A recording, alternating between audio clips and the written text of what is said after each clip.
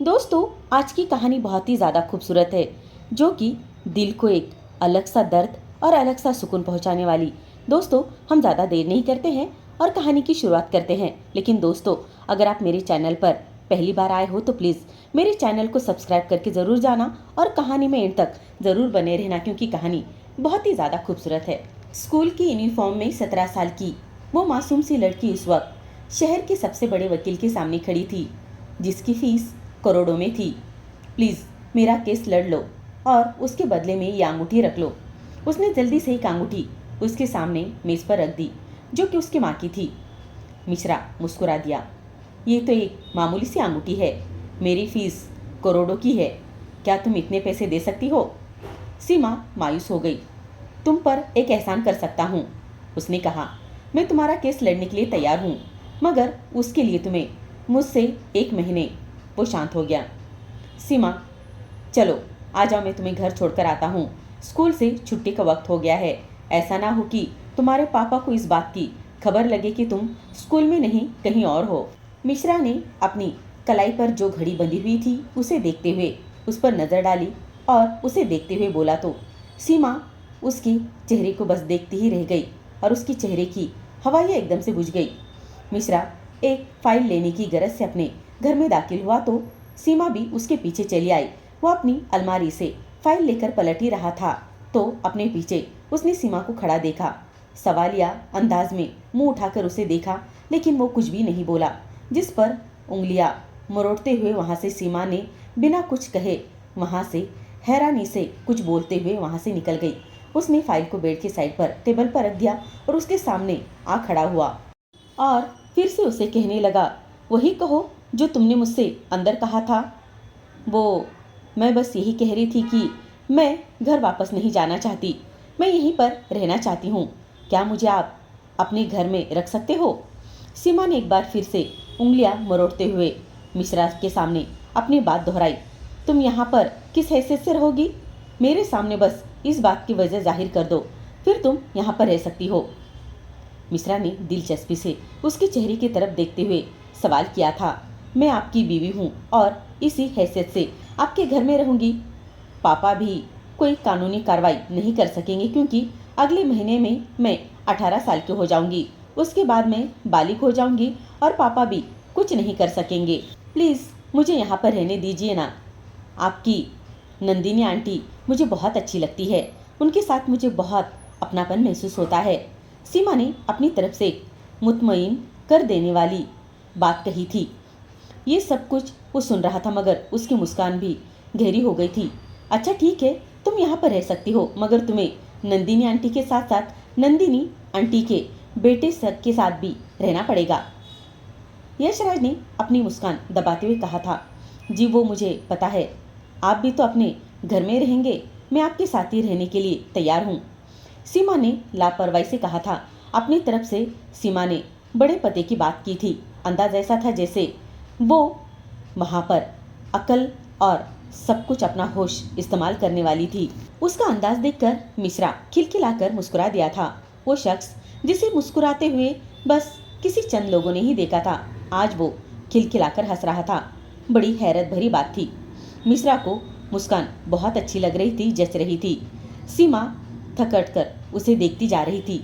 जब वो थोड़ा सा आगे बढ़ा और सीमा को दोनों बाजुओं से पकड़ते हुए अपने करीब करते हुए उसकी ठुड्डी पकड़कर चेहरा अपनी तरफ किया।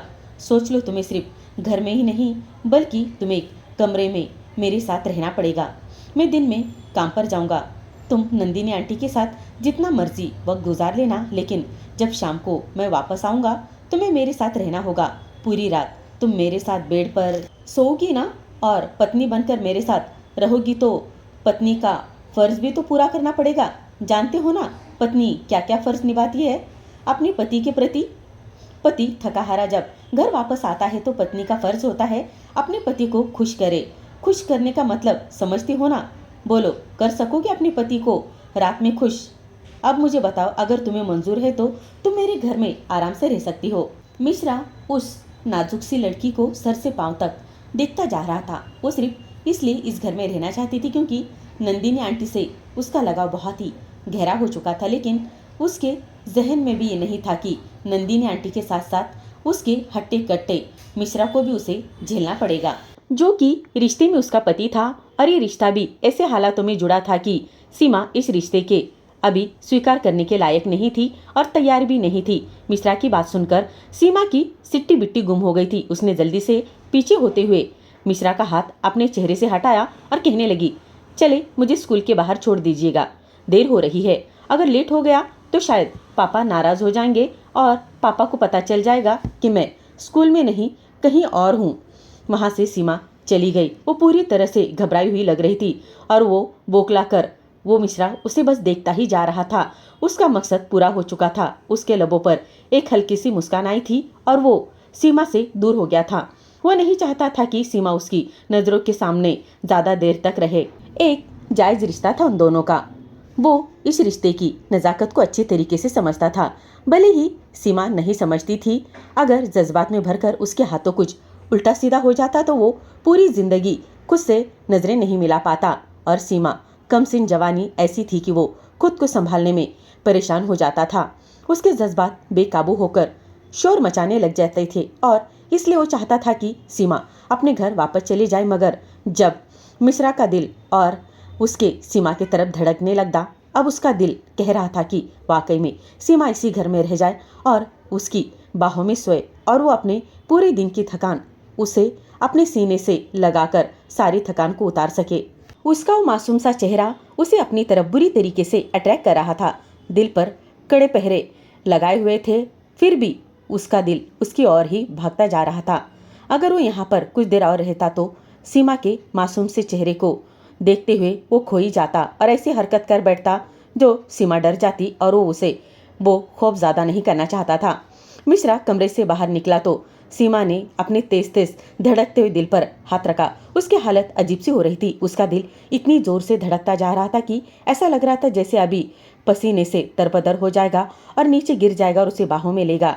चेहरा अलग गर्म हो रहा था। उसने दोनों हाथों से अपना चेहरा थपथपाया और जल्दी से वो भी पीछे की ओर भाग गई। इस तरह वो अजीब सी गर्मा गर्मी में दोनों अलग हो गए। लोगों का रश लगा हुआ था। भीड़ इतनी थी कि वो मुश्किल चंद कदम पीछे ही हटा पाई थी और वो इधर उधर अपनी सांस लेते हुए घूम रही थी। गर्मी और पसीने से उसका वजूद सराबोर हो रहा था। सर पर बंधी हुई वो पोनी भी हल्की सी लूज कर रही थी। उसमें से बहुत ही सारे बाल निकलकर बाहर चेहरे पर आकर गर्दन पर चिपक रहे थे और पहली बार इस तरह किसी अनजान जगह पर अकेले आई थी और वो बहुत ही ज्यादा घबराई हुई लग रही थी। खौफ उसके चेहरे पर साफ दिखाई दे रहा था। खूबसूरत चेहरे के नक्शे में डर की वजह से सर्दी सी घुली हुई थी। उसका रंग बिल्कुल उड़ा हुआ था। अगर किसी ने मुझे यहाँ पर ऐसे देख लिया तो पापा को जरूर बता देगा कि मैं किस हाल में हूँ। मुझे जान से वो मार डालेंगे। पापा से ये बात बर्दाश्त नहीं होगी। ऐसी ये सारी बातें सीमा सोच रही थी। मुझे किसी की नज़र में आए बिना ही जल्दी जल्दी ये काम करके वापस स्कूल पहुंचना होगा। सीमा बड़बड़ाने के अंदाज में लोगों की भीड़ से धक्के खाते हुए आगे बढ़ती जा रही थी और आखिर में वो अदालत के एक तरफ बने कोने में बिल्कुल सामने खड़ी हुई थी। वो चाहती थी कि अपना केस लड़ने के लिए किसी बेहतरीन वकील को हायर करे जो हर सूरत में उसका केस जीत जाए। इस लॉ फॉर्म के वकीलों का एक रिकॉर्ड रहा था। वो आज तक कोई भी केस नहीं हारे थे। वो चाहती थी कि यहाँ से भी उसे सबसे बेहतरीन वकील मिल जाए। भगवान का नाम लेते हुए वो लॉ फॉर्म के अंदर दाखिल हो गई थी। चौकीदार ने भी उसे रोकने की कोशिश की थी। वो उंगलियां चटकाते हुए आगे की तरफ बढ़ती जा रही थी और फिर रिसेप्शन पर मौजूद लड़की से पूछा कि इस लॉ फॉर्म का जो बेस्ट वकील है मुझे उससे मिलना है। लड़की ने सर से पांव तक उसको गौर से जायजा किया और फिर एक वकील का कार्ड उसके हाथ में थमा दिया। सुनहरी और काले रंग की कार्ड को मुट्ठी में दबाए हुए वो आगे बढ़ रही थी। उसने वकीलों के कैबिन के बाहर खड़े होकर लॉ फॉर्म के उस कार्ड पर लिखा हुआ वकील का नाम पढ़ लिया जहां मिश्रा लिखा हुआ था। धीरे से पढ़ते हुए वो कैबिनेट के बाहर लगी हुई छोटी सी नामों के प्लेट्स को देखती जा रही थी और फिर एक कैबिनेट के सामने उसके कदम थम गए। सामने ही सुनहरे शब्दों में लिखा हुआ था एडवोकेट मिश्रा नजर आ रहा था। वो शीशे के दरवाजे पर दस्तक देती हुई कैबिन के वो वहां अंदर दाखिल हो गई। मिश्रा फाइलों में बुरी तरीके से गुम था। उसने चौंक कर सर उठाया और अपने सामने खड़ी उस नाजुक सी लड़की को देखा जो मुश्किल से 17 या 18 साल की थी। स्कूल यूनिफॉर्म में थी। चेहरे पर पसीने की इधर उधर तरपतर लहरें दौड़ रही थी जिन्हें बार बार वो रुमाल से साफ कर रही थी। धूप में चलकर आने की वजह से उसका चेहरा लाल हो रहा था। आंखें भी हल्की गुलाबी हो रही थी। नाजुक सा वजूद हल्के हल्के से कांप रहा था। स्कूल बैग को अपने सीने से दबोचकर वो किसी सहारे को ढूंढ रही थी। मिश्रा को अपने केबिन में एक छोटी सी लड़की को देखकर बेहद गुस्सा आया। क्या वो ऐसे इन्हीं कामों के लिए फ्री में बैठा हुआ था? जो छोटे छोटे बच्चों को डील करता, वो गुस्से में अभी उसे अपनी ओर बुला ही रहा था कि तभी वो थम गया और कुछ सोचते हुए रुक गया। लड़की के चेहरे पर बहुत ज्यादा उलझन और डर था। वो भाव उसने भाप लिए थे। उसे उस लड़की की हालत पर तरस आ गया और खुद को कंट्रोल करते हुए बोला, जी बोलिए, मैं आपकी क्या मदद कर सकता हूँ? मिश्रा ने बहुत ठहरे हुए लफ्जों में कहा था। उसका शुरू से ही वही उसूल रहा था कि वो अपने किसी भी क्लाइंट से सख्ती से बात नहीं करता था। भले वो क्लाइंट झूठा हो या सच्चा, अमीर हो या गरीब, वो बहुत ही नरमी से उनके साथ बातें करता और अगर उसे सही लगता तो उसका केस लड़कर लेता, वरना नरमी से ही वो उन्हें वहां से भगा देता। जो लोग उसे मुंह मांगी कीमत देने के लिए तैयार रहते, वो उनकी ही केस लड़ने के लिए तैयार हो जाता। हालांकि मिश्रा अपने जानने वालों में बहुत ही ज्यादा अकड़ू मिजाज का और मगरूर मशहूर इंसान था। वो किसी को भी किसी के खातिर नहीं मान लेता था। वो देश के सबसे महंगे वकीलों में से एक था, जिसकी फीस करोड़ों में ली जाती। सामने खड़ी एक छोटी सी लड़की किसी भी बात से परिचित नहीं थी। वो तो बस इस शहर के बेस्ट वकील से अपना केस लड़वाना चाहती थी, ताकि जीत कर हर सूरत में उसका मकसद वो पा सके। वो मैं एक केस के सिलसिले में आपके पास आई हूँ, क्या आप मेरा केस लड़ोगे? सीमा ने अपनी उंगलियां मरोड़ते हुए कहा था, जिस पर मिश्रा ने उसे एक नजर उठाकर देखा और बस हैरान हो गया और सोचने लगा, ये छोटी सी लड़की किस पर केस करना चाहती थी? क्या तुम जानती हो कि मेरा शुमार मुल्क के नामवर वकीलों में होता है और मेरी फीस कितनी है?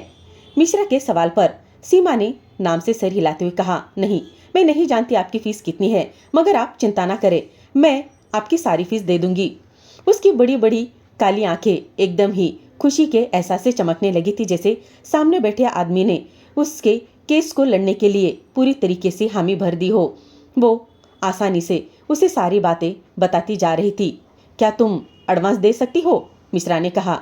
न जाने क्यों मिश्रा को उस छोटी सी लड़की में दिलचस्पी महसूस होने लगी थी। कुर्सी को टेक लगाते हुए वो बड़े ही गहरी नजरों से उस लड़की को सर से पांव तक गौर से देखता जा रहा था, जबकि सीमा उसकी नजरों से बेखबर सामने पड़ी कुर्सी पर बैठ चुकी थी। अपना बैग साइड में रखते हुए उसने अपनी उंगलियों में पड़ी एक सोने की अंगूठी निकाली। अंगूठी काफी पुरानी डिजाइन की लग रही थी, लेकिन कम से कम 1 तोले की तो थी। उसने वो अंगूठी उनके सामने टेबल पर रख दी, मिश्रा के सामने रख दी। आप ये अंगूठी रख सकते हो और मेरा केस लड़ लिए, बाकी पेमेंट भी मैं आपको दे दूंगी। अंगूठी उतार कर देते हुए सीमा का दिल टुकड़ों टुकड़ों में बढ़ गया था। उसके चेहरे पर तकलीफ के भाव उभर आए थे। ये अंगूठी उसके माँ की थी। सीमा ने बड़ी ही निराशा से इस अंगूठी वहां पर टेबल पर रख दी थी। सीमा अपनी इस माँ की अंगूठी को बेचना नहीं चाहती थी या किसी को देना भी नहीं चाहती थी। यहाँ तक कि कोई तस्वीर भी उसके पास नहीं थी। बस उसकी माँ की उसके पास ये आखिरी निशानी थी। जब भी मन उदास होता, अकेलेपन का एहसास होता, माँ की याद आती तो अंगूठी से बातें कर लिया करती थी और उसे ऐसा लगता था कि उसकी माँ उसके सामने खड़ी है, लेकिन आज अंगूठी भी उससे दूर होती जा रही थी। मेरी एडवांस फीस कम से कम 50 लाख रुपए से शुरू होती है और एक मामूली सी अंगूठी तो 1 लाख की भी नहीं है, कहते हुए वकील जयराज ने उसे एक अंगूठी की तरफ देखते हुए ऐसे कहा जैसे उसे इन चीज की कोई भी जरूरत नहीं है, वो बस करोड़ों में फीस लेता है। उसके चेहरे के हाव भाव एकदम से बदल गए थे। वो जो इनकार करके इस लड़की को अपने कैबिन से जाने का कहने वाला था, एकदम से चौंक गया था। काफी उंगलियों से उसने एक अंगूठी उठाई थी और फिर जैसे उसे कुछ ऐसी यादें आने लगी थी।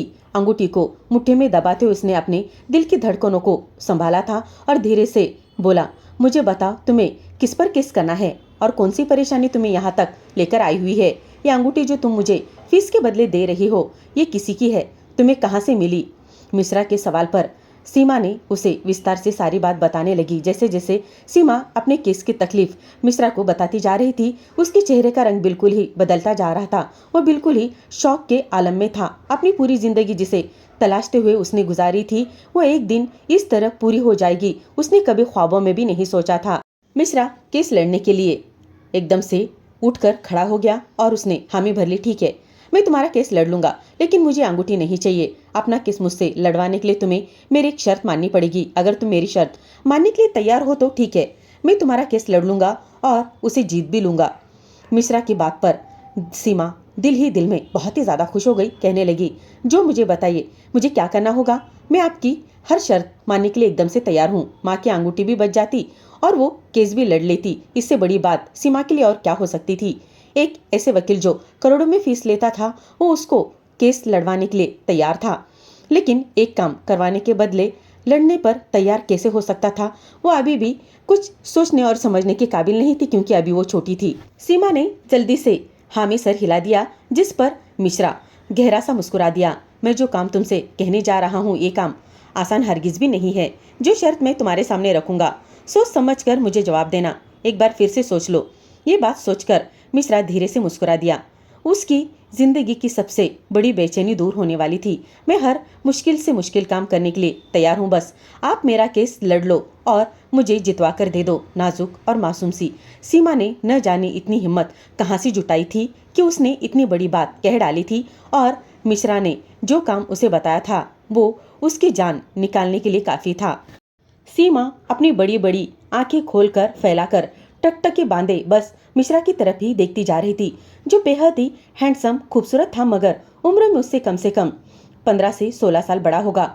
उसे खामोश देखकर मिश्रा के होठों से एक पल के लिए मुस्कान गायब हो गई थी।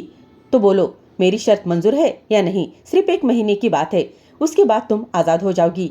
यह शादी सिर्फ नाम के लिए होगी, हमारे बीच पति पत्नी वाली कोई भी बात नहीं होगी। सीमा हैरत से मुंह खोलकर उसकी बस बातें ही सुनी जा रही थी और फिर अपने दिमाग में घोड़े दौड़ाने लगी। सौदा बुरा नहीं था।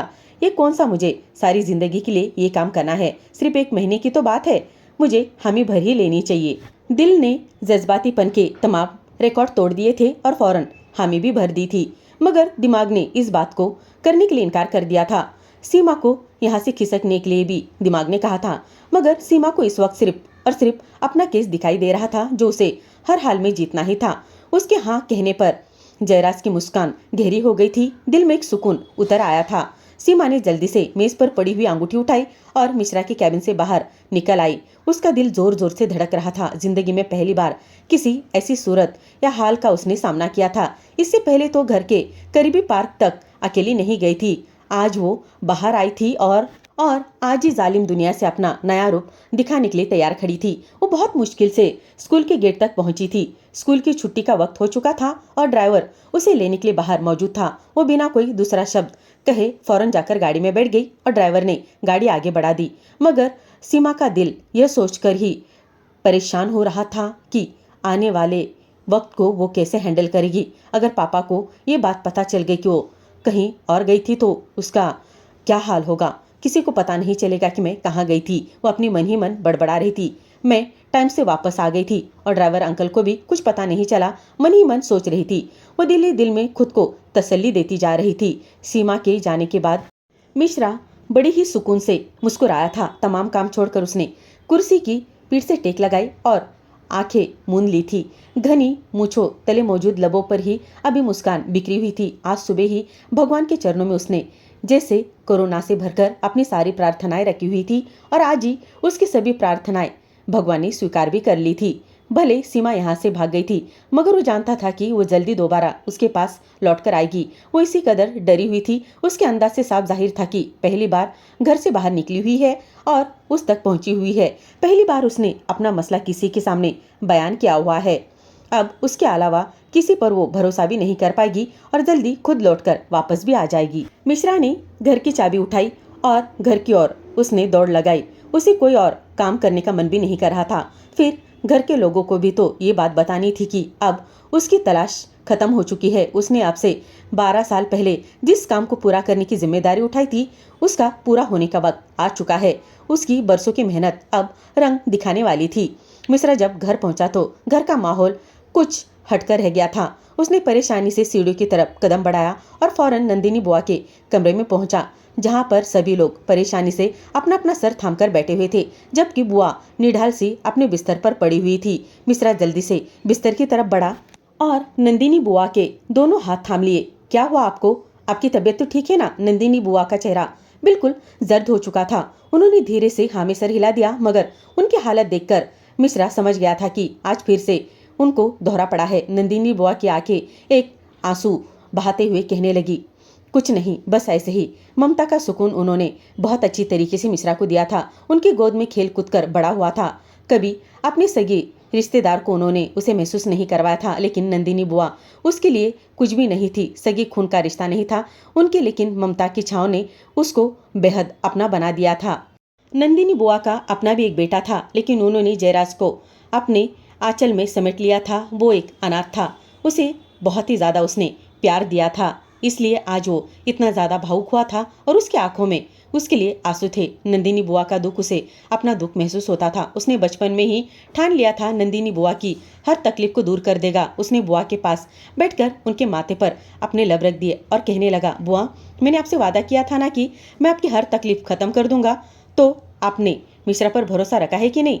उसे थोड़ा सा टाइम दे दो, लेकिन प्लीज खुद को प्लीज इस तरीके से थकने मत देना, तकलीफ मत देना। हम सब भी आपकी जिंदगी का हिस्सा है ना, और आपको तकलीफ में देखकर हम सब तकलीफ महसूस करते हैं। क्या आपको मुझ पर यकीन नहीं आ रहा?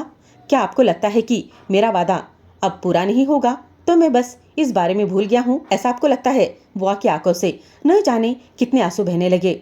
उनके चेहरे पर बेबसी साफ दिखाई दे रही थी। मिश्रा ने दादाजी की तरफ देखा तो उन्होंने भी नजर दुखों से नीचे झुका ली और अपने आंसू छुपाने की कोशिश करने लगे।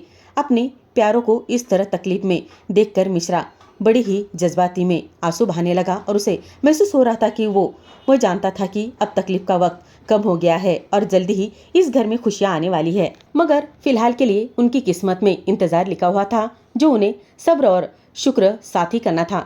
क्या आपने कुछ खाया भी है, या अब तक मेरा इंतजार ही कर रहे थे कि मैं ही आऊँगा और आपको कुछ खिलाऊंगा? मिश्रा ने बात का रुख बदल दिया था। दादाजी ने नामे सर हिलाते हुए जयराज को बताया कि नंदिनी ने रात से कुछ नहीं खाया है। दादाजी की बात सुनकर मिश्रा बुआ से नाराज होने लगा और फिर कहने लगा, कोई बात नहीं, आज मैं आपको अपने हाथों से खाना खिलाऊंगा। आप क्या याद रखेगी कि एक बेहद स्मार्ट और हैंडसम लड़के ने आपको खाना खिलाया था? मिश्रा की बात सुनकर नंदिनी मुस्कुरा दी। ये वही था जिसकी वजह से नंदिनी अब तक जिंदा थी। कुछ ही देर बाद खाना खाया तो मिश्रा नंदिनी को अपने हाथों से खाना खिलाकर नंदिनी भी वहां से खुशी खुशी लौटी। उसके मुंह में उसने खाना वाना डाल दिया और सुला दिया। दादाजी ने दृश्य देखा तो नम आंखों से मुस्कुरा दिए। अगर जयराज यानी कि मिश्रा उनकी जिंदगी में ना आता तो शायद वो अपनी बेटी से कब के हाथ धो चुके होते। मिश्रा ने नंदिनी के जाने की वजह बना दी तो दोनों का प्यार बहुत ही गहरा देखा और मन ही मन अपनी बेटी की जिंदगी में फिर से खुशियां लौटकर आती हुई देखा तो दादाजी बहुत खुश हो गए, क्योंकि वो उस बच्चे से यानी कि मिश्रा से बहुत ज्यादा खुश थे। नंदिनी दिल की मरीज थी, अगर जरा सा भी तनाव लेती तो उनकी तबीयत बहुत ज्यादा बिगड़ जाती और फिर उन्हें संभालना बहुत ही ज्यादा मुश्किल होता। लेकिन इस मासूम बच्चे के आने की वजह से नंदिनी आंटी पूरी तरीके से अब स्वस्थ हो चुकी थी। आज बरसों पहले खोई हुई बेटी का जन्मदिन था। हर साल अपनी बेटी के जन्मदिन पर नंदिनी की तबीयत बिगड़ जाती थी। वो हर वक्त अपनी बेटी को याद रखती, मगर किसी तरह दिल को संभाल लेती। लेकिन जब भी कोई खुशी का त्योहार आता तो वो अपने आंसुओं को रोक नहीं पाती और डिप्रेशन में चली जाती। यहाँ पर सीमा घर वापस आ चुकी थी, मगर उसका दिल बहुत तेजी से धड़क रहा था। आज पहली बार वो किसी अनजान जगह पर गई थी। हालांकि वो समय वो स्कूल पर भी वापस आई थी, किसी ने उसे वहां पर आते जाते भी नहीं देखा था, मगर फिर भी उसके दिल में एक चोर था, इसलिए वो डरी हुई थी। हवेली का दरवाजा पार करते हुए सीमा की बकायदा टांगे कांप रही थी। आज उसने बहुत बड़ी हिम्मत की थी, मगर जिस चीज से सारी जिंदगी सीमा मशहूर रही थी, उसे पाने की लगन इतनी ज्यादा थी कि उसने हर खतरे को उठाना मंजूर कर लिया था। अभी कुछ दिन पहले ही उसने अपनी जिंदगी का एक बड़ा सच पता चलाया था और अब उसे उस सच की हर हाल में तह तक जाना था, जो सीमा का डर और मन में यह ठान कर लौटी थी कि दोबारा कभी भी घर से बाहर नहीं जाएगी। सीमा अगले ही दिन फिर से जाने का मन बना चुकी थी और अगले ही दिन वो एक बार फिर से वहां पर मिश्रा के सिकंदर के सामने खड़ी थी। मुझे आपकी शर्त मंजूर है, लेकिन आप मुझसे वादा कीजिएगा कि आप इस केस को लड़कर जीतेंगे और इसके साथ ही मेरा जो काम है उसे भी पूरा करने में मेरी मदद करेंगे। मैं अपनी जिंदगी को सिर्फ इस केस की वजह से दाव पर लगा रही हूँ। मिश्रा ने सराहती निगाहों से सीमा की ओर देखा। अभी कल ही एक डरी सहमी और मासूम सी लड़की लग रही थी, मगर आज वो जिस हिम्मत से उसके सामने खड़ी हुई थी और समझदारी से बात कर रही थी, मिश्रा को उस पर गर्व हुआ। लेकिन अगले ही पल सीमा ने जो बात कही थी, मिश्रा का मन हुआ अपना सर पटक ले। जितना अभी वो समझदारी से बात कर रही थी, उतना ही अब उसके अंदाज में एक बचपना उतर आया था और मिश्रा को गहराई में फिर से वो एहसास में डुबाने के लिए काफी था। उसके अंदर बचपन कूट कूट कर भरा हुआ था। जब सीमा ने कहा था कि देखिए, 1 महीने के लिए तो मैं आपसे शादी कर लूंगी, लेकिन आप मुझे बिल्कुल भी छूना मत। हाँ, मैंने सुना है जब पति पत्नी को छूता है तो बच्चा हो जाता है, और अगर बच्चा हो गया तो सबको पता चल जाएगा ना। यानी उसकी नज़र में बच्चा होना इतनी आसान सी बात थी। मिश्रा को हंसी बहुत जोर से आई थी। मिश्रा ने सीमा के सामने यह शर्त रखी थी कि अगर वो उससे 1 महीने के लिए विवाह करने को तैयार हो जाए तो वो उसको केस बिना किसी फीस के लड़के देगा और जीत कर भी दिखाएगा। कल तो सीमा शर्त सुनते ही वहां से भाग चुकी थी, मगर आज उसके सामने थी और उसकी शर्त को मानने का फैसला भी कर चुकी थी। ठीक है, मुझे तुम्हारी शर्त बिल्कुल मंजूर है। हाँ, लेकिन जब एक कमरे में अकेले रहेंगे तो थोड़े बहुत जज्बात तो परेशान करेंगे ना, और फिर जज्बातों के हाथों मजबूर होकर मैं बस थोड़ा सा तुम्हें करीब करके दिल को सुकून दे दूं तो यह कोई बुरी बात तो नहीं होगी ना। वो आंखों में ढेर सारी शरारत लिए उसे तंग करते हुए बोल रहा था, और सीमा का चेहरा शर्म से लाल हुआ था। दिल जोरों से धड़कता था। डर और घबराहट के मारे हाथों की हथेलियों में नमी उतर आई थी। सामने बैठा वो भरपूर पर्सनैलिटी का मर्द उसे एक पल में ही डरा चुका था। उसका जी चाह रहा था कि इनकार कर दे, क्योंकि उसकी आंखों में अभी से ही जज्बातों के रंग चमकने लगे थे। शादी के बाद वो उसे कैसे संभालेगी। उसकी क्लास बहुत ही ज़्यादा लेट हो रही थी। उसकी एक क्लासमेट ने उसे बताया था कि जब शादी होती है पति पत्नी एक दूसरे के बेहद करीब आते हैं, इतना करीब कि हवा भी दोनों के बीच से पार नहीं होती है, और तब बच्चा पैदा हो जाता है। और यह सोचते ही मासूम सी सीमा का दिल सीने से अंदर फटने लगा था, लेकिन खुद को संभालते हुए बोली, लेकिन उसके बाद बच्चा हो गया तो वो धड़कते दिल के साथ बोली थी, उस हद तक नहीं जाऊंगा कि बच्चा हो जाए। बच्चे फ्री प्रोसेस के लिए नहीं होते, बहुत सारे स्टेप लेने पड़ते हैं। बस मैं तुम्हारे साथ पहला स्टेप ही फॉलो करूंगा, उसके बाद तुमसे दूर हट जाऊंगा। वो आंखों में वो चाहत समेट कर इस नाजुक सी लड़की को देख रहा था। उसका दिल बिना सोचे समझे उस लड़की की और खींचने लगा था। हालांकि दिमाग ने उसे बहुत समझाया, अपने कदम रोक लो, वो तुमसे बहुत छोटी है, लेकिन दिल जिद्दी था, मान ही नहीं रहा था। जब किसी से इश्क होता है तो वो ना उम्र देखता है, ना किसी चीज का लिहाज करता है, न जात पात देखता है। मिश्रा के साथ भी यही हो रहा था। उसने पहले नजर की मोहब्बत की हुई थी, वो भी इसी से, वो भी अपने 12 साल से छोटी लड़की से। चलो ठीक है, फिर अभी कोर्ट मैरिज कर लेते हैं और मैं तुम्हारे केस पर काम करना शुरू कर देता हूँ। उसकी बात सुनकर सीमा ने हामी में सर हिला दिया था। उसे उम्मीद नहीं थी कि मिश्रा इतनी जल्दी विवाह की बात करेगा, मगर कल या परसों उसे विवाह करना ही था, तो फिर आज ही क्यों नहीं। सीमा ने सिर हिलाते हुए अपने चेहरे को दुपट्टे से ढांप लिया और मिश्रा के साथ चल दी। कोर्ट थोड़ी ही दूरी पर था, जहां जाकर सीमा की और मिश्रा की शादी हो गई। सीमा के पूरे 18 साल होने में और 2 महीने बाकी थे। कोर्ट मैरिज करने में कोई दिक्कत आई थी, लेकिन मिश्रा ने सब कुछ हैंडल कर लिया था। विवाह के बाद मिश्रा ने सवालिया निगाहों से सीमा की ओर देखा, जबकि वो भी आंखों में सवाल लिए उसकी तरफ देख रही थी। दोनों का एक ही सवाल था, अब आगे क्या। स्कूल की छुट्टी होने में अभी काफी वक्त था, इसलिए वो उसे अकेला नहीं छोड़ सकता था। उसने सीमा को अपनी कार में बैठने का इशारा किया। सीमा चुपचाप गाड़ी में बैठ गई, मगर उसका दिल बहुत घबरा रहा था। न जाने उसे क्या लग रहा था, मगर सीमा का दिल कहता था कि उस इंसान पर भरोसा करे। सीमा ने और कोई सवाल नहीं किया, गाड़ी में खामोशी से जाकर बैठ गई। लेकिन मिश्रा का दिल अब अलग अंदाज में धड़कने लगा था। गाड़ी चलाते उसने एक हाथ राशि की गोद में रखा हुआ था, अपने हाथों में उसका हाथ ले लिया और सीमा एकदम कांप रही थी। उसे डरते देख मिश्रा जोर से हंस दिया, इतना क्यों डर रही हो, सिर्फ हाथ तो मैंने तुम्हारा छुआ है, तुम्हें नहीं छुआ। उसकी शरारत को समझते हुए सीमा भी थोड़ा सा मुस्कुरा दी, हंस पड़ी थी, इतनी बेवकूफ नहीं हूं मैं, मुझे भी पता है सिर्फ हाथ पकड़ने से बच्चा नहीं होता है। अपना हाथ छोड़कर वो जल्दी से खिड़की से बाहर देखने लगी थी। उसका दिल भी जोरों से धड़क रहा था। हालांकि उसे पता था ये रिश्ता सिर्फ 1 महीने के लिए ही है, मगर वो अभी बहुत ही ज्यादा मासूम थी, उसे ज्यादा कुछ समझ में नहीं आ रहा था। तब मिश्रा उसे कहता है, मैं तुम्हें स्टेप बाय स्टेप करके बताता हूँ कि बच्चे के लिए क्या क्या करना पड़ता है। वो उसे शरारती नजरों से देखते हुए बोला था, खबरदार जो आपने अपना वादा तोड़ने की कोशिश की तो। पता नहीं क्यों सीमा को उसके इरादे खतरनाक लग रहे थे। मिश्रा कभी अपने वादों से पीछे नहीं हटाता, वही उसे अपना साथ उसे धीरे से देना चाहता था। ड्राइविंग पर लगे हुए क्लच को वो धीरे धीरे दबा रहा था। सीमा ने एक सुकून की सांस ली थी। जब गाड़ी एक बड़े से बंगले के सामने रुकी तो सीमा ने चौंक कर सर उठाकर मिश्रा की तरफ देखा। वो आंखों की आंखों में तसल्ली देता हुआ खड़ा गाड़ी से बाहर निकला और उसकी तरफ दरवाजा खोलकर बाहर आने का इशारा करने लगा। उसे लेकर बंगले के अंदर दाखिल हो गया। यहाँ पर सीमा का दिल जोर जोर से धड़कने लगा था। सीमा अब मन ही मन में सोच बैठी थी, शायद अब शादी के बाद की रस्में यानी कि सुहागरात भी ये मेरे साथ मनाएगा। सीमा इन सब के बारे में सोचकर ही बहुत ज्यादा बौखला गई थी। इन सब के लिए वो मानसिक रूप से तैयार नहीं थी, मगर अब वो खुद को इस जाल में फंसा चुकी थी। इन्हीं ख्यालों में वो दिल बैठा रही थी। वो जैसे घर में दाखिल हुई तो नौकर उसे घर में इधर उधर गर्दन घुमा घुमा कर उसे देख रहे थे। घर में नौकरों की फौज मौजूद देखकर उसे थोड़ी सी राहत मिली। कम से कम वो इतने बड़े घर में अकेले तो इसके साथ नहीं रहेगी। ये एहसास उसे थोड़ा सा मजबूत करने के लिए काफी था। मिश्रा ने सीढ़ियों की तरफ बढ़ते उसे भी अपने पीछे आने का इशारा किया था।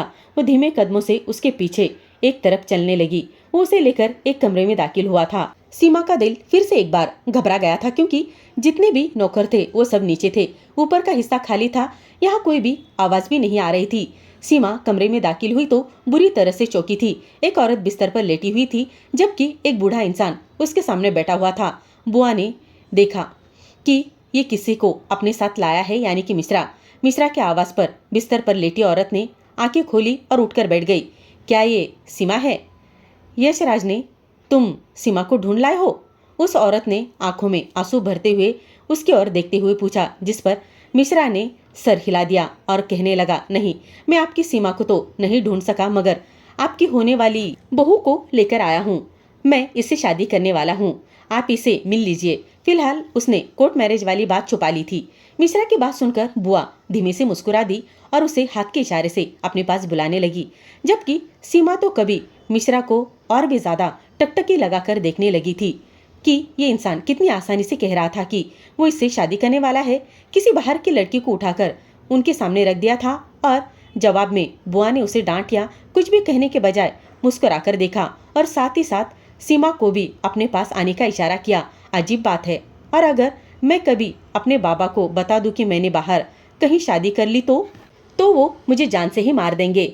मैं भी देर नहीं लगाऊंगी। भले ही वे मुझसे बहुत प्यार करते, मगर मेरी ऐसी बात सुनकर तो वो मेरी जान ही ले लेंगे। सीमा ने सोचते हुए सिरहानी महसूस की, जबकि बुआ कब से इंतजार भरी नजरों से उसकी तरफ देखती जा रही थी कि वो उनके पास आ जाए। मिश्रा ने उसका कंधा हिलाते हुए उसी बुआ की तरफ ध्यान दिलाया तो सोचो कि झटके हुए वो सोच से बाहर आई, धीरे से बुआ के पास जाकर बैठ गई और नमस्ते किया और आगे बढ़कर उन्हें गले लगाया। एक सुकून था जो इन दोनों के वजूद से उतर आया था। सीमा कितनी देर तक उन्हें गले लगाकर आंखें मूंद कर खड़ी रही। असल में बुआ की अपनी बेटी उनसे बहुत दूर हो गई थी, इसलिए बुआ किसी भी लड़की को देखकर भावुक हो जाती। मिश्रा ने दोनों को उस जज्बात माहौल से बाहर निकालने के लिए हल्के हल्के अंदाज में कहा, ये मेरे दादाजी है। यशराज ने बैठे हुए दादाजी की तरफ इशारा किया, जो कब से चुपचाप उनकी तरफ ही देखते जा रहे थे। वहां पर सीमा उठकर दादाजी के पास गई और सर झुकाकर उनके पैर छुए। कुछ देर बाद बुआ के पास बैठकर बातें की। तभी यशराज ने घड़ी की तरफ देखते हुए कहा, सीमा आ जाओ, अब काफी देर हो गई है, घर चलते हैं। बुआ के साथ बैठकर बातें करते हुए उसे समय का पता ही नहीं चला था। उनकी नरम नरम सी प्यारी भरी बातों में वो उतर चुकी थी। न जाने कैसी अजीब सी खिंचावपन था कि सीमा का दिल कह रहा था कि वो बुआ के गले से लगी रहे और कभी वहां से उठकर न जाए, मगर वो बुआ के सामने कुछ नहीं कह सकती थी, क्योंकि मिश्रा ने उन्हें अपने कोर्ट मैरिज वाली बात नहीं बताई थी, सिर्फ शादी का इरादा जाहिर किया था। वो चुपचाप उठकर कमरे से बाहर निकल आई थी, मगर फिर उसके दिल में ख्याल आया कि क्यों ना हमेशा के लिए वो यहीं पर रुक जाए। बाबा उसे कभी नहीं ढूंढ पाएंगे, वो कभी घर से बाहर ही नहीं निकलेगी, और अगर कभी गई भी तो उसका यहाँ पर जयराज से विवाह हो चुका था। बाबा कोई कानूनी कार्रवाई भी नहीं कर सकेंगे। वो अपनी जिंदगी के मकसद को वगैरह सब कुछ भूल चुकी थी। बस वो यही चाहती थी कि बुआ के पास ही रह जाए। इस बारे में जब सीमा ने मिश्रा से बात की तो उसने बहुत ही खूबसूरती से बात को टाल दिया। सीमा जो यहाँ रहने की जिद करने वाली थी, खुद ही अपनी गाड़ी में उसे बिठाया, चुपचाप स्कूल के बाहर छोड़ दिया, जहाँ से कुछ समय बाद ड्राइवर सीमा को लेने आ गया और वो अपने घर चली गई। अपने ऑफिस में आकर सीमा के बारे में सोचते हुए न जाने कितनी देर तक मिश्रा मुस्कुराता रहा। फिर उसकी मुस्कान एकदम से गंभीरता में बदल गई। अब उसे गंभीरता से उन तमाम बातों पर ध्यान देना था जो सीमा उसे बात कर चुकी थी, और ये देखना था कि केस में कौन कौन सी बातें छुपी हुई थी, कि सीमा उन्हीं बातों को लेकर परेशान थी। अब वो अपनी बुआ को भी और तकलीफ नहीं देना चाहता था। न चाहते हुए भी मिश्रा का दिमाग नंदिनी आंटी के अतीत में अटक गया था। नंदिनी आंटी यूनिवर्सिटी में पढ़ती थी जब उन्हें एक गरीब से लड़के से प्रेम हो गया था। वो लड़का बहुत ही ज्यादा खूबसूरत था, वो बहुत ही सुंदर था, जैसे किसी राजा का राजकुमार हो। नंदिनी उसके चेहरे और उसकी मासूमियत पर दिल हार बैठी थी। भले ही उस लड़के की हुलिये से गरीबी झलकती थी, मगर नंदिनी को वो हर हाल में कबूल था। जब नंदिनी ने उसे हमेशा से अपने प्रेम का इजहार किया तो शुरू में तो उसने उस बात को टालने की बहुत कोशिश की, मगर नंदिनी की लगातार चाहत और लगन के आगे उसने सर अपना झुका दिया। नंदिनी खुद भी बहुत सुंदर, समझदार और सुलझी हुई लड़की थी। उसकी लगन और सच्चाई देखकर उमेश भी उससे प्रेम करने लगा था, मगर उसे अपने हालातों को लेकर हिचकिचाहट थी। वो बहुत गरीब था, जबकि नंदिनी एक अच्छे खासे संपन्न परिवार से थी। उमेश ने नंदिनी को साफ साफ बता दिया था कि इस दुनिया में उसका कोई नहीं है, वो बिल्कुल अकेला है। वो 2 पार्ट टाइम करता है और वहाँ पर काम करता है। अपनी पढ़ाई और ज़रूरत वो पार्ट टाइम जॉब से पूरी करता है। होशियार था और ऊंची शिक्षा प्राप्त कर रहा था। जब पढ़ाई पूरी होगी तो एक अच्छी नौकरी मिल जाएगी और उसका जीवन स्थिर हो जाएगा, मगर वो नंदिनी को आज की तारीख में एक शानदार जीवन नहीं दे सकता था। उसने ये सब कुछ नंदिनी को साफ साफ कह दिया था, जिस पर नंदिनी को भी कोई आपत्ति नहीं थी। उसने कहा था कि वह हर हाल में उसके साथ अच्छे से दिन बिताएगी। नंदिनी ने जब अपने पिता को उमेश के बारे में अपनी पसंद बताई तो वो बहुत ज्यादा भड़क उठे थे। उन्होंने नंदिनी का रिश्ता ऊंचे किसी प्रतिष्ठान परिवार में करने का मन बना रखा था। उनके कई दोस्त अपने बेटों के लिए नंदिनी का रिश्ता मांग रहे थे और उन्होंने अपने दोस्त के घर रिश्ता भी तय कर दिया था, लगभग सोच ही लिया था। नंदिनी ने अपने पापा को मनाने की बहुत कोशिश की, मगर वो किसी भी तरह नहीं माने तो नंदिनी ने उमेश को कोर्ट मैरिज कहने का कह दिया और दोनों ने कोर्ट मैरिज कर ली और उनके घर चली गई। यूनिवर्सिटी से भी सागर भी उमेश कुमार के बारे में कोई ठोस जानकारी नहीं ले पाए थे। उनका कोई स्थायी ठिकाना नहीं था। वो अपनी बेटी को लेकर बहुत परेशान रहने लगे, मगर इसका जिक्र किसी से नहीं कर सकते थे। इसलिए अपने जानने वाले और रिश्तेदारों में ये बात फैला दी कि उनकी बेटी उच्च शिक्षा के लिए लंदन चली गई है और खुद गुप्त रूप से अपनी बेटी की तलाश में जुटे रहे। 3 साल बाद उनकी ये तलाश पूरी हुई, मगर नंदिनी जिस हाल में उन्हें मिली उसे देखकर उनकी आत्मा कांप गई। वो नंदिनी को बचाकर अपने घर ले आए और फिर उसके बाद कभी भी घर से बाहर नहीं जाने दिया। सागर जी ने नंदिनी से बहुत आग्रह किया कि वो दोबारा विवाह कर ले, मगर वो किसी भी सूरत में राजी नहीं थी। उसके होठों पर बस सिमरन का नाम था, जो उसकी बेटी थी। उसने कुमार को ढूंढने की बहुत कोशिश की, मगर वे कहीं नहीं मिले। वक्त बीतता गया और नंदिनी की जिंदगी के इस किस्से पर धूल जम गई, मगर वो हमेशा के लिए उमेश कुमार के साथ बिताए उन 3 सालों के ही बारे में हमेशा सोचती रही। असल में उमेश कुमार किसी गरीब परिवार से नहीं थे, बल्कि एक प्रतिष्ठान और अच्छे घराने से थे। उनका परिवार शहर के चंद गिने चुने सम्मानित घरों में से ही था, मगर उन्हें अपनी अलग पहचान बनाने का जुनून था। वो खानदानी दौलत के सहारे अपनी पहचान नहीं बनाना चाहते थे, बल्कि अपने दम पर मुकाम हासिल करना चाहते थे। इस बात पर उनका अपने पिता से काफी मतभेद भी हुआ था। जब यह टकराव हद से बढ़ने लगा तो वे बिना बताए घर छोड़कर दूसरे शहर यूनिवर्सिटी में पढ़ाई करने चले गए। साथ साथ पार्ट टाइम नौकरी करके अपना खर्चा चलाने लगे। इसी दौरान उन्हें नंदिनी से प्रेम हो गया। अपनी उसी गुमनाम सी जिंदगी में उन्होंने नंदिनी को भी शामिल कर लिया था। शादी के 1.5 साल बाद उनकी जिंदगी में सिमरन आई। दोनों की खुशी का कोई ठिकाना नहीं था। नंदिनी ने भी अपने माता पिता और घर को उमेश कुमार के लिए छोड़ दिया था, जबकि उमेश ने अपना नाम कमाने के लिए घर बार और अपने माता पिता सब कुछ छोड़ दिया था। उमेश ने अपनी सच्चाई कभी नंदिनी को बयान नहीं की। उमेश कुमार के पिता उन्हें ढूंढते रहे और फिर एक दिन उन्हें उमेश की खबर भी लग गई। वे उसके घर पहुंचे। उन्हें सारी जानकारी मिल चुकी थी कि उसने एक लड़के से विवाह कर लिया है और उनकी एक बेटी भी है। उन्होंने गुस्से में घर को आग लगा दी और अपनी पोती सिमरन को वहां से बचा लिया। उमेश कुमार जब अपने घर लौटे और जब सब राख में तब्दील देखा तो उन्हें बहुत ही ज्यादा बड़ा झटका लगा। उनकी पत्नी आग में जलकर मर गई है, जबकि उनकी बेटी पड़ोसियों के पास थी, इसलिए बच गई थी। ये सारी कहानी उमेश के पिता ने ही रटी हुई थी और जिन पड़ोसियों को उन्होंने वो मासूम बच्चा सौंपा था, उन्हें उसके बदले अच्छे खासे पैसे भी दे दिए थे। उमेश कुमार के पास इतने संसाधन थे कि उन सब बातों की तरह जब तक जा पाता तकलीफ से भरे दिन उसके गुजरने लगे थे, क्योंकि वो बड़ी तकलीफ से गुजर रहा था कि उसकी बीवी बच्चा चले गए। जब एक दिन उसके पिता खुद उनसे मिलने आए, उन्होंने उमेश के सामने ये जाहिर किया कि वो पहली बार उसके पते पर पहुंचे हैं। इस तरह टूटे हुए उमेश कुमार को उसके पिता अपने साथ हवेली ले आए। सिमरन भी उसके साथ ही थी। अब वो भी हवेली में रहने लगी थी। नंदिनी की मौत के बदले उमेश कुमार उनके पिता को वापस मिल गए थे। उन्हें अपने बेटी की तकलीफ बहुत भारी लगी थी, मगर वे ये सोचकर सब्र कर गए कि अगर नंदिनी जिंदा रहती और उमेश कुमार की जिंदगी में बनी रहती तो उमेश कभी भी वापस हवेली न आते। नंदिनी उस घर में जलकर नहीं मरी थी, बल्कि उसी दिन उनके पिता सागर जी भी बेटी की याद में तड़पते हुए उस जगह पर पहुंच गए थे। जब जलते हुए घर में घुसने की कोशिश कर रहे थे, तभी उन्होंने नंदिनी को पकड़ लिया और बहुत समझाने की बुझाने की कोशिश की और अपने साथ ले गए। जब नंदिनी कुछ दिन बाद फिर उस जगह वापस गई, उन्हें बताया गया कि उनकी बेटी और पति जिंदा नहीं है। नंदिनी ने उमेश कुमार को ढूंढने की बहुत कोशिश की, लेकिन उन्हें उमेश कहीं नहीं मिले। उनके पास ना उमेश की असली पहचान थी और ना ही उनके परिवार का कोई पता जिससे उन्हें खोज पाती। इसलिए वो रो धोकर चुप हो गई और इसी उम्मीद में थी काटने लगी दिन कि शायद किसी दिन उमेश वापस लौट आएंगे, क्योंकि उसे यकीन था वो मरा नहीं है, जिंदा है। उन्हें उनकी बेटी लौटा देगा और खुद भी उनकी जिंदगी का हिस्सा बन जाएगा, मगर ऐसा कुछ नहीं हुआ। इस हादसे को अभी कुछ ही महीने बीत गए थे कि तभी सागर जी को जरूरी काम से दूसरे शहर जाना पड़ा। उनका ड्राइवर धनराज गाड़ी चला रहा था। उस वक्त उनकी पत्नी और उनका बच्चा वो धनराज के साथी था, क्योंकि धनराज अपनी पत्नी को उसके मायके छोड़ने जा रहा था, जो कि रास्ते में पड़ता था। लेकिन उससे पहले ही गाड़ी का बहुत बड़ा एक्सीडेंट हुआ। भगवान की करनी कुछ ऐसी थी कि एक्सीडेंट में सागर जी और नन्ना जयराज बच गया था। धनराज और उनकी पत्नी मौके पर ही दम तोड़ चुके थे। सागर जी ने नन्हे जयराज को अपने सीने से लगा लिया था और उसे अपनी बेटी नंदिनी की गोद में डाल दिया था। अब उनके ड्राइवर का इकलौता बेटा जयराज नंदिनी की ममता और प्यार में पल रहा था। ये जयराज वही बच्चा है जो कि मिश्रा है। सबको मिश्रा बताता है, लेकिन इसका नाम जयराज है। नंदिनी उसी से ही अपनी ममता की प्यास बुझाने लगी थी। उन्हें अपनी बेटी सिमरन की बहुत याद आती, मगर वो उसे कभी ढूंढ नहीं पाई। फिर ये जिम्मेदारी उन्होंने मिश्रा को सौंप दी जब वो जवान हो चुकी थी। नंदिनी जी ने हमेशा जयराज को भाई के जैसा माना था और उसकी औलाद को अपनी सगी औलाद की तरह गले लगाया।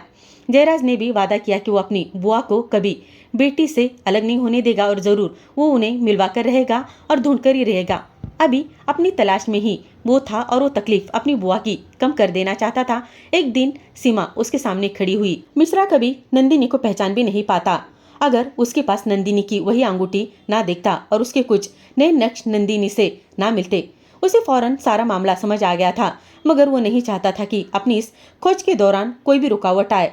यहाँ पर सीमा के ददीहाल वालों को पता लगे कि वो कभी भी उसे उसकी माँ से मिलने नहीं देते अगर पता चलता, और इसीलिए यहाँ पर मिश्रा ने एक पक्का काम किया कि उसे अपने नाम कर लिया था।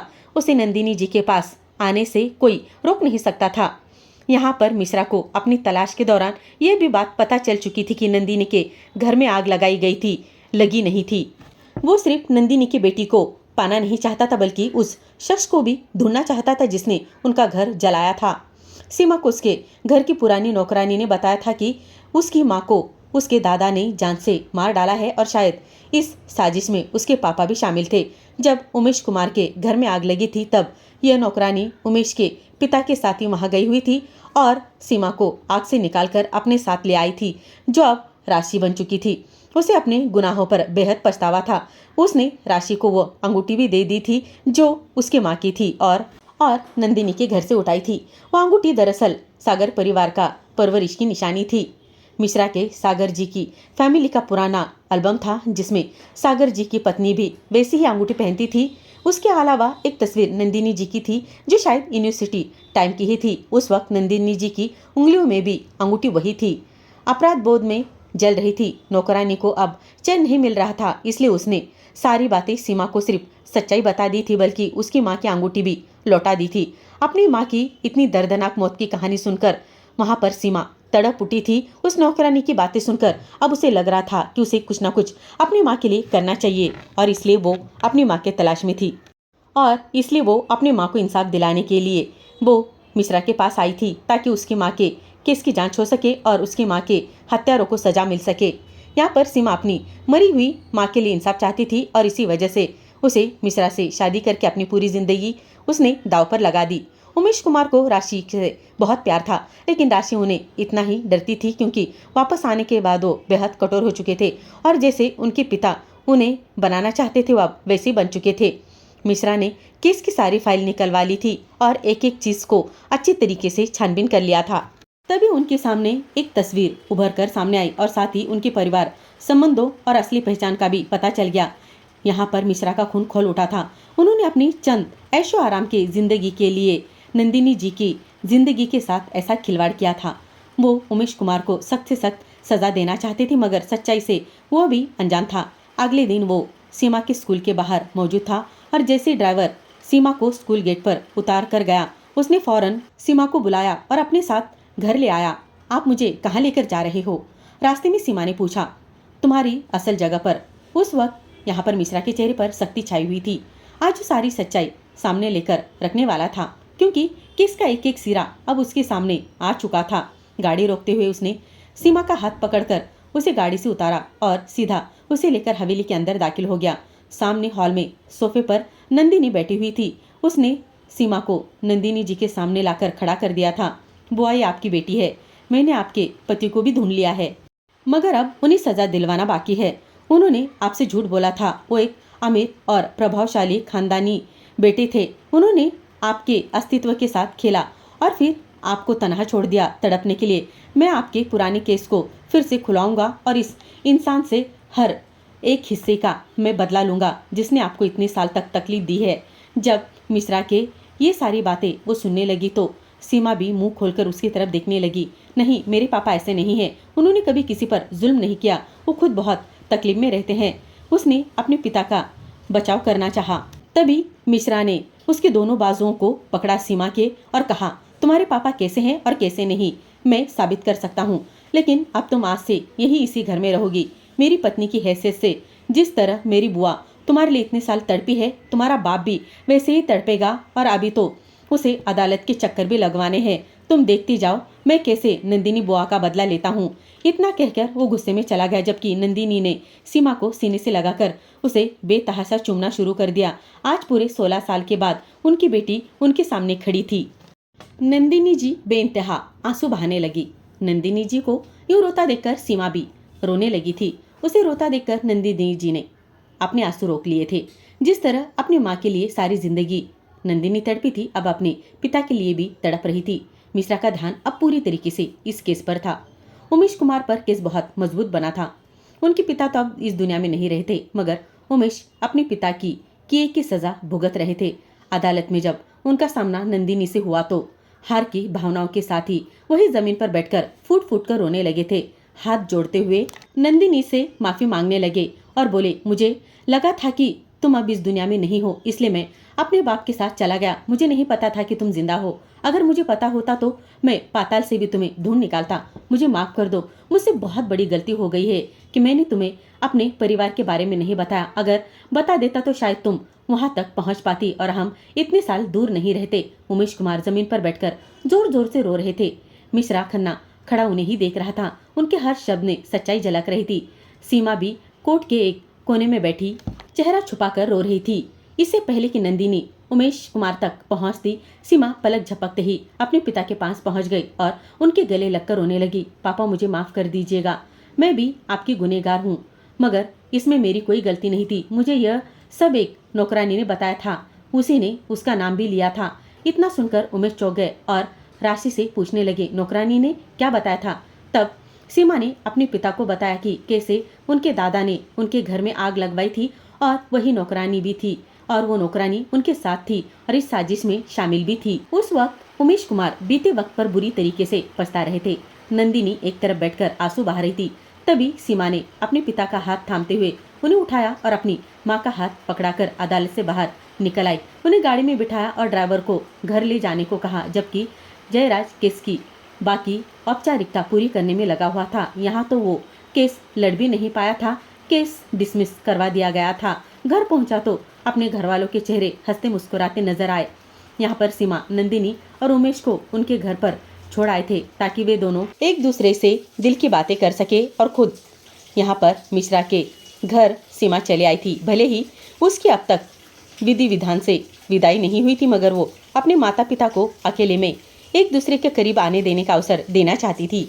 यही बात जब उसने मिश्रा को बताई तो मिश्रा ने आगे बढ़कर उसके दोनों हाथ थाम लिए और मुस्कुराते हुए बोला, अच्छा जी, अंकल आंटी को तो एक दूसरे से दिल की बातें करने का मौका दे दिया है और दे आई हो। अगर मुझे ये मौका कब मिलेगा ये मैं इंतजार में हूँ, तो बताओ कब मुझे मौका मिलेगा।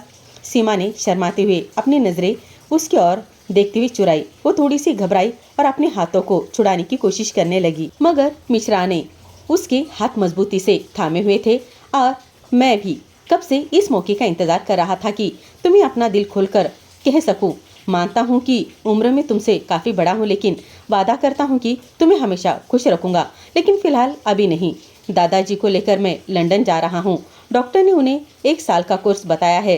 दादाजी का पूरा इलाज कराकर मैं वापस आऊंगा और तब तुम्हें पूरी तरीके से अपनी दुल्हन बनाकर अपने घर ले आऊंगा। और उम्मीद करता हूँ तब तक तुम अच्छे से समझ जाओगी कि पति पत्नी का रिश्ता क्या होता है, जिसे छूने से बच्चा पैदा नहीं होता, उसके लिए बहुत कुछ करना पड़ता है। और राशि ने शर्मा कर उसके होठों पर उंगली रख दी। आप बहुत गंदे हो, आप ऐसी बातें कैसे कर सकते हो? मुझे तो बहुत शर्म आ रही है। शर्म से लाल चेहरा लिए खड़ी हो गई। अब मुझे शर्माओगी या कुछ और भी कुछ कहोगी? मैं तो तुम्हारा पति हूँ ना, मुझसे शर्माओ मत। कहते हुए यहाँ पर मिश्रा ने राशि के चारों ओर अपनी बाहों का घेरा बना लिया। यहाँ पर सीमा ने भी शर्माते हुए अपना सर उसके सीने पर रख दिया। मिश्रा सीमा को नंदिनी जी के और रमेश जी के पास छोड़कर सागर जी को लेकर लंदन चला गया। और जाते हुए उसने सीमा से वादा करके गया था कि मैं तुम्हें वहां से रोज वीडियो कॉल करूंगा। पहली बार सीमा की आंखों में नमी चमकने लगी थी। मिश्रा के जाने की वजह से उदास थी। उसका मन कर रहा था कि वो भी मिश्रा जी के सीने से लिपटकर रोने लग जाए। वो कहीं मत जाए उसे छोड़कर।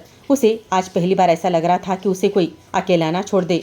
उसका दिल उदास हो गया था, लेकिन वो कह ना सकी, क्योंकि कहीं ना कहीं उसे भी लगता था अभी इतनी जल्दी इस रिश्ते की शुरुआत नहीं करनी चाहिए और ये ठीक भी नहीं है। अभी तो उसे पढ़ना था, जिंदगी में आगे बढ़ना था, अपने पैरों पर खड़ा होना था, माँ बाप का प्यार हासिल करना था, जिसके लिए वो बचपन से तरसती आ रही थी। आंखों की नमी छुपाते हुए उसने मिश्रा को विदा कर दिया था। और फिर यहाँ पर जयराज के जाने के बाद अपनी पढ़ाई में वो बिजी हो गई थी। दिन धीरे धीरे गुजरते जा रहे थे। 12th के उसने बहुत अच्छे नंबरों से पास करवाई थी और फिर उसने आगे एक बड़े कॉलेज में एडमिशन भी ले लिया था। अपनी पढ़ाई के साथ साथ उसने मिश्रा का भी इंतजार किया था। शुरू में उसने मिश्रा से रोज वीडियो कॉल पर बात की थी, लेकिन फिर धीरे धीरे उसके कॉल्स आना बंद हो गए थे और वो समझ ना सकी ऐसा क्यों। धीरे धीरे मिश्रा को गए हुए अब 3 साल बीत चुके थे और यहाँ पर सीमा पूरे 21 साल की हो चुकी थी। मिश्रा शायद उसे भुला चुका था। नाना जी से उसकी बात होती थी। उन्होंने ही बताया था कि मिश्रा एक केस के चक्कर में बुरी तरीके से उलझा हुआ है। उसे फाइल करने के बाद ही वो भारत वापस आ सकता है और फाइल करने के बाद वो आना चाहता है। वो अपने आंसू पी कर रह गई और एक दिन वो वापस आ भी गया और सीधे सीमा के कमरे में आया। सीमा उसे सोए हुए अभी कुछ ही देर बीती थी। कमरे में किसी की आहट महसूस करके एकदम से उठकर बैठ गई। सामने खड़े मिश्रा को देखकर उसने अपनी आंखें तक झपकाई नहीं। उसने गहरी सांस लेते हुए उसने अपना तकिया पीछे फेंका और उसके ऊपर सर रखकर कहने लगी, हकीकत में नहीं आ सकते तो अब सपनों में आकर परेशान करने का क्या मतलब है, बताओ जरा। वो सिसक उठी और मिश्रा को ऐसा लगा जैसे उसका दिल किसी ने मुट्ठी में खींच लिया हो। वो सीमा के करीब बैठते हुए उसके आंसू पोंछने लगा। मैं आ गया हूँ सीमा, सच में आ गया हूँ। ये कहते हुए मिश्रा ने उसकी आंखों में बहते आंसू अपने हाथों से साफ कर दिए। मिश्रा के हाथों से छुअन का एहसास सीमा को हकीकत में खींच लाया था। वो सच में उसके सामने था। मैं बहुत खुश हो गई। उसे लिपटकर रोने लगी। आप बहुत बुरे हो, इतना समय लगा दिया वापस आने में, क्यों क्यों किया आपने ऐसा मेरे साथ? तब मिश्रा बड़े प्यार से उसका चेहरा अपने हाथों में लेकर कहने लगा, मैंने ऐसा सिर्फ तुम्हारे लिए किया। मैं तुम्हारा बचपन, तुम्हारी मासूमियत तुमसे छीनना नहीं चाहता था। तुम्हारे बड़े होने का इंतजार कर रहा था, लेकिन अब दिल को और समझाना मेरी बस की बात नहीं थी और बस मैं चला आया अपनी जान के पास। लेकिन फोन करना बंद क्यों कर दिया था? इसलिए कि कहीं तुम्हारे मुंह में फंसकर मैं वापस ना आ जाऊं। ये कहकर उसने अपने गहरे होंठ राशि के होठों पर थमा दिए थे और सीमा के छुअन के अंदर उसकी एक अलग सी ही छुअन ठंडक महसूस हो रही थी और उसकी बाहों में एक दूसरे को उन्होंने इस कदर समेट लिया।